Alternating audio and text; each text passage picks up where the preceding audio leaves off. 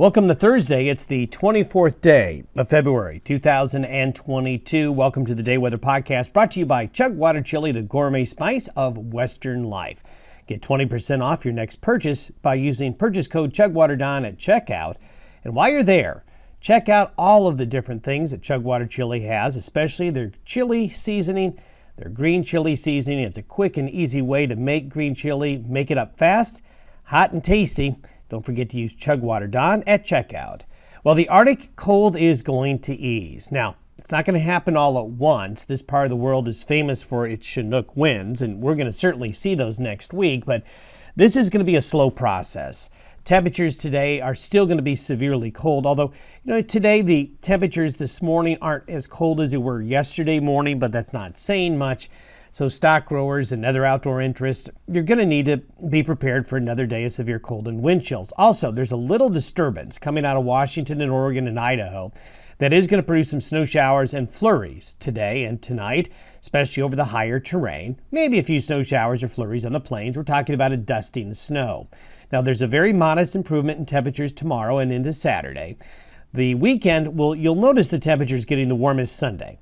Saturday is going to be warmer, but still chilly. And we're going to have some cold air trapped in the western basins and valleys west of the divide. So if you're not in a Chinook zone east of the mountains, you're still going to be pretty chilly through the weekend. There is a nice warm-up coming next week as the Arctic air retreats, the jet stream straightens out, but it looks active late next week and next weekend with the weather pattern getting busy again. Could March be a cold month? Well, it's something we're looking at and kind of gaining confidence that March is not going to necessarily springboard us into a spring pattern the way things are looking, and we'll take a look at why that might be. Satellite imagery this morning shows this next little wave up here headed southeast. The blue patches that you see here are areas of low clouds and fog, and also representing some of that very cold air. This little wave is headed southeast and will come in later today and tonight. But you can see California, parts of the Great Basin beginning to clear on out. But you can see the patches of blue here showing that cold air has spilled over on the other side of the Continental Divide. As we take a look at the pattern, here's that upper level low right here. Here's the low that was overhead yesterday. And all the Arctic air remains in this area right here. But things are going to start to move. But it's going to take a while. So you can see here, look at these temperatures.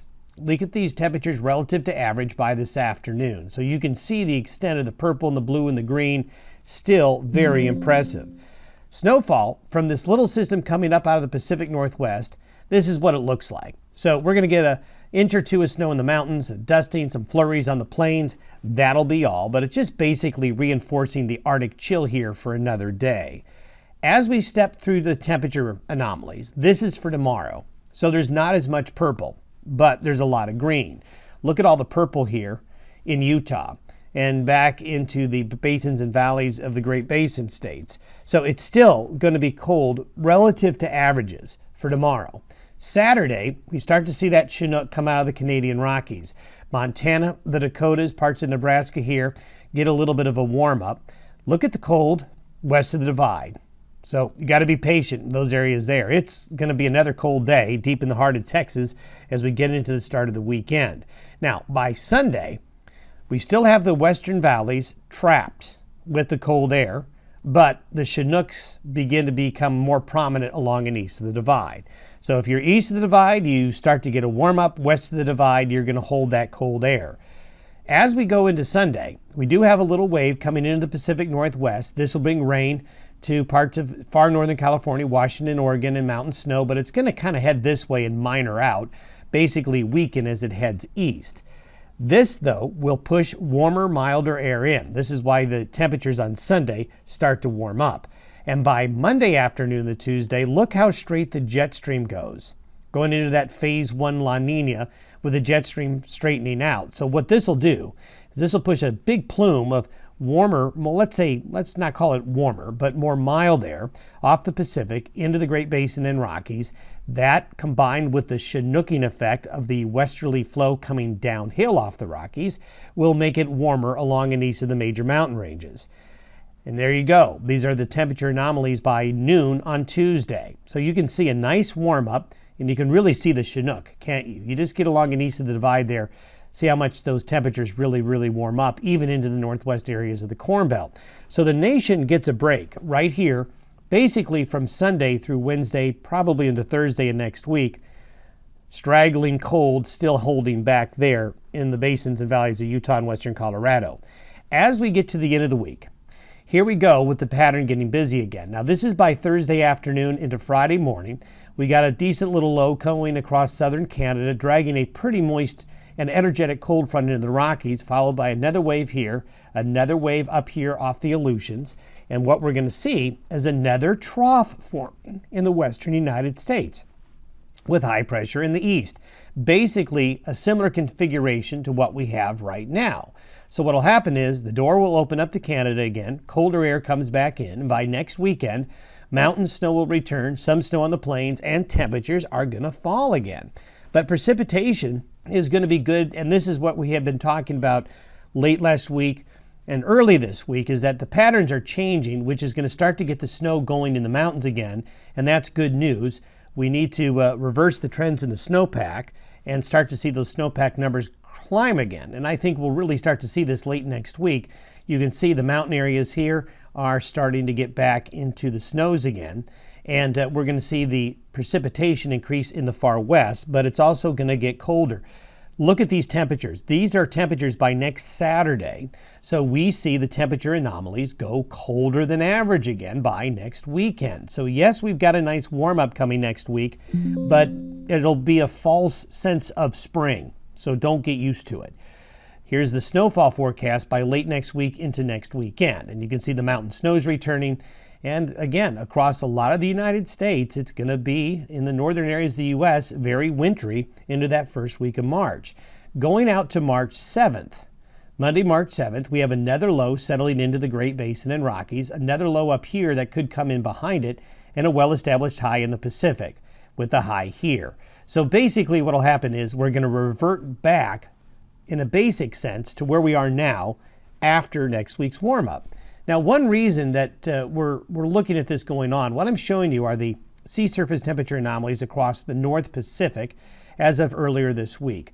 What I want to show you is these colder than normal, colder than the 30-year average sea surface temperatures just off the coast of Alaska and British Columbia, and it's butting right up against some warmer. Now, these sea surface temperatures are not warm by anybody's standards, but they're a little bit warmer than the 30-year average.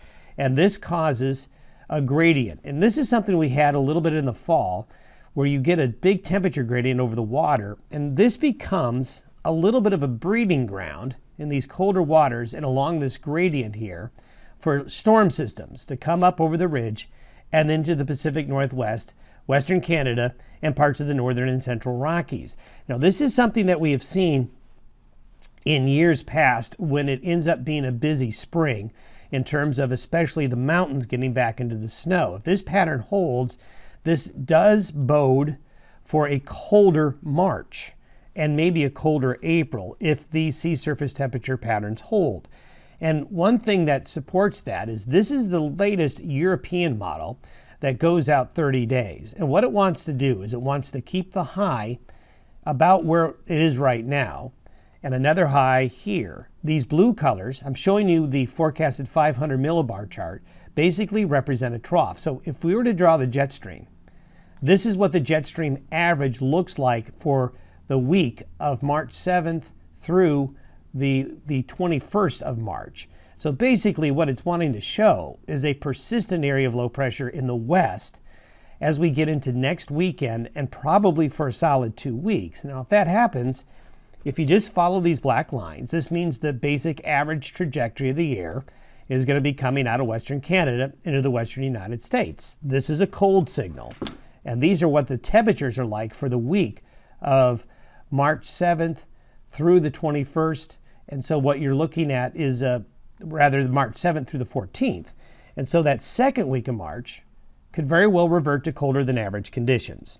And this is what the snowfall looks like. So what you're looking at is precipitation. This map here is the precipitation. You can see the orange, the yellows, the blues starting to really increase in the west and over the mountains again. So enjoy the warm-up that's coming late this weekend and next week. because we are probably going to go back to a colder, unsettled, stormy pattern again by next weekend and the week after that. Have yourself a good Thursday. We'll see you on Friday.